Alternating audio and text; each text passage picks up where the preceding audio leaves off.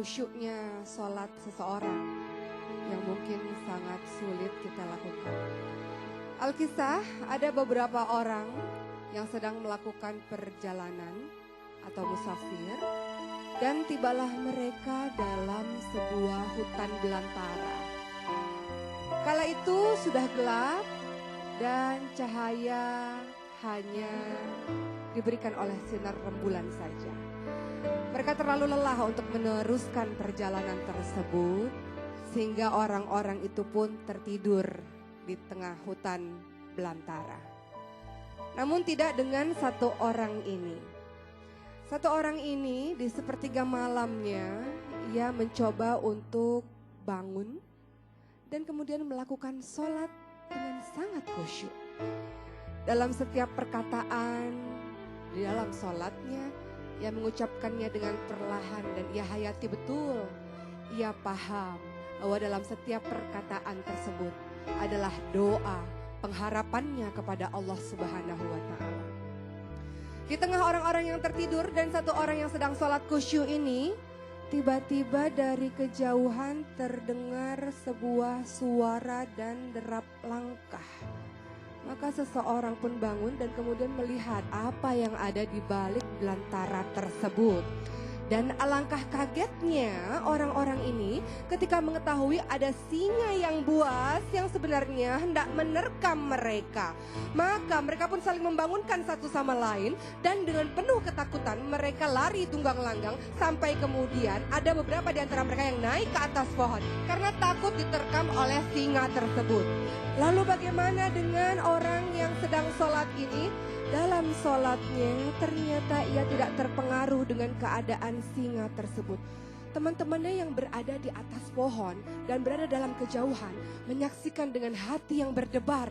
Kira-kira pemandangan apa yang akan mereka lihat di hadapan mereka. Seorang pemuda yang sholat dengan begitu tegak dan begitu khusyuknya dikelilingi oleh singa yang siap menerkamnya kapan saja. Dan singa itu pun berkeliling, berjalan, mengelilingi orang yang sedang sholat itu. Dan orang yang sholat itu pun tetap tidak terpengaruh dengan keadaan sang singa. Ia tetap berdiri, tetap ruku, tetap sujud, terus melakukan sholatnya. Teman-teman lain mengatakan, lihat sebentar lagi singa itu akan menerkamnya. Sebentar lagi ia akan mati dalam keadaan sia-sia. Lihat kasihan sekali teman-teman kita ini, kata orang-orang tersebut. Lalu apa yang terjadi? Ternyata dugaan mereka salah. Singa tersebut hanya berputar-putar saja dan kemudian meninggalkan orang yang sedang sholat ini dengan begitu saja. Orang sholat ini pun bisa menyelesaikan sholatnya, memberikan salam dengan begitu tenang. Ia menengadahkan tangannya dan berdoa kepada Allah Subhanahu wa Ta'ala, khusyuk persis sama ketika dia sholat. Maka ketika teman-temannya melihat keadaan bahwa singa itu ternyata sudah pergi jauh, mereka pun turun dari pohon. Dan yang dari berjauhan, teman-temannya datang menghampirinya dan mengatakan, apa yang engkau lakukan?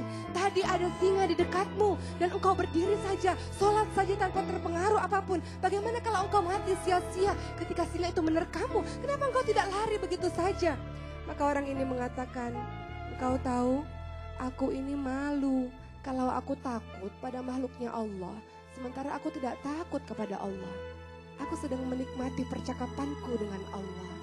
Aku sedang meresapi, menghayati semua kalimat-kalimat yang aku ucapkan. Karena inilah satu-satunya waktu aku berkomunikasi dan dekat kepada Allah.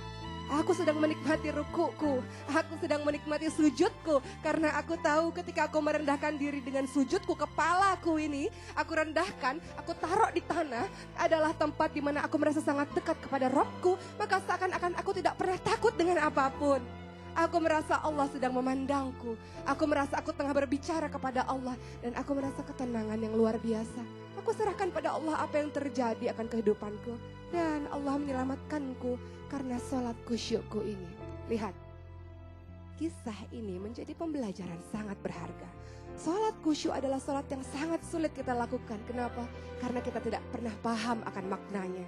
Kita tidak pernah paham betapa dalam setiap kalimat-kalimat kita, bahkan setiap Al-Fatihah yang kita ucapkan, Allah membalas dalam setiap ayat tersebut. Kita tak pernah paham bagaimana Allah memandang kita dengan penuh kasih sayang dalam setiap ruku kita, dalam setiap sujud kita. Maka kita lakukan sholat itu dengan tergesa-gesa. maka betullah fawailul lil musholin, banyak sekali orang-orang yang celaka dalam sholatnya. Celaka kenapa?